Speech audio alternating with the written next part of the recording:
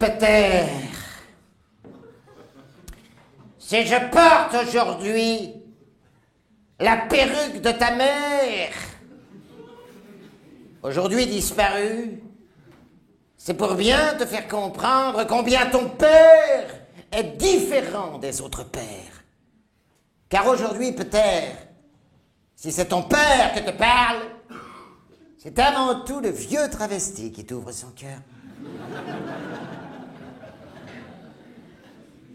Tu le sais peut-être, j'aimais Renée, ta mère, sainte femme, que j'ai toujours chérie, jusqu'à ce concours de moules qui lui fut fatal. Renée, ma Renée, qui m'a toujours comblé, tant sur le plan de la passion des cœurs que de la communion des corps. Et c'est en respect pour sa mémoire que je te livre aujourd'hui mon doux secret. Non, ne souris point. Ne souris point, je peux comprendre la stupeur qui te l'habite. Mais sache qu'en dessous, cette petite perruque se cache un gros drame, celui de mon combat pour ma féminité. Car tu le sais, par-delà le travesti, c'est aussi l'homme d'église qui se confesse. L'ecclésiaste, le prélat. Et c'est pourquoi, en vérité, je te le dis, moi, évêque de Bruxelles, cette perruque m'a ouvert les yeux.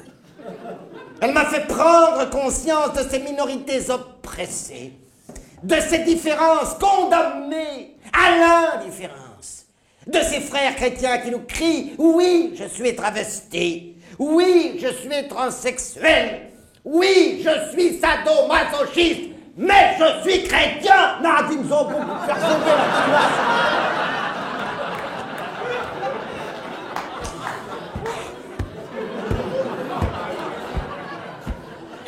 Seigneur, prends pitié pour vos pécheurs. Non, ne me regarde pas, Péter, avec ses yeux de sardine frette. Aujourd'hui, tu es Péter, tu es notaire, Péter. Maître Péter Venschlout. Mais c'est une raison pour mépriser ma différence. Hein? Et c'est pourquoi, justement, afin d'affirmer ce droit à la différence, que j'ai décidé, moi, évêque de Bruxelles, de fonder l'ATEB, l'association des travestis avec berge.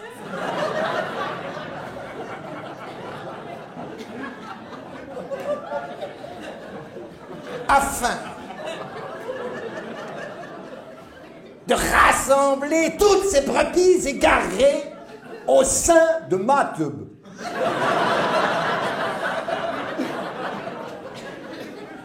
La maison de l'association des travestis avec berge. C'est pourquoi je te prierai d'ailleurs humblement de soutenir notre action par une obole symbolique de 20 000 € berge. Afin que nous puissions enfin nous offrir cette année notre grand char à la Gay Pride. Oh, oh, oh.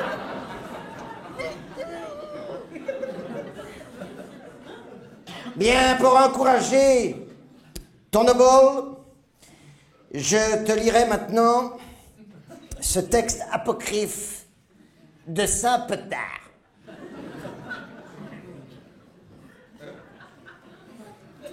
Sur les hauteurs de Mykonos, Jésus y croisit Jean de Guy, le travesti en guêpière surnommé la Folasse.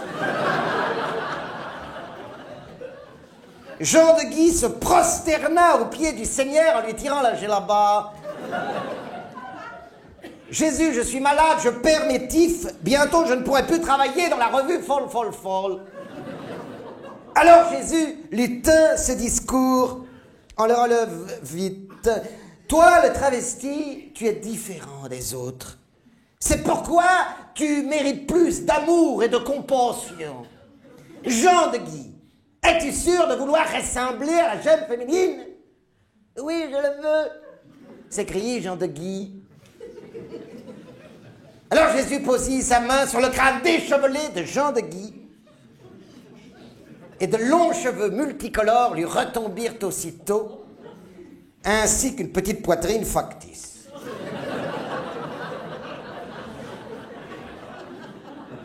Ainsi fit Jésus qui n'était qu'amour et que compassion, priant le Seigneur. Je te chanterai maintenant cet hymne à la différence, inspiré de notre célèbre compatriote, le grand Jacques Brel, que j'ai moi-même intitulé « Voir un ami travesti pleurer ». Bien sûr, il a de belles guirlandes et des cheveux enrubannés, tout maquillé comme une offrande. Bien sûr, il se veut spirituel, les bien-pensants sont si cruels. Bien sûr, il veut se faire aimer, mais voir un ami travesti pleurer, ta ta ta ta ta ta ta. Bien sûr, il peut vous faire guignol, un gars en femme comme ses poilants, ses bancs filés sur les guiboles, et qui déborde de sa robe, ses vieux bourrelets tout brinque-ballant. En plus, il lui manque des dents.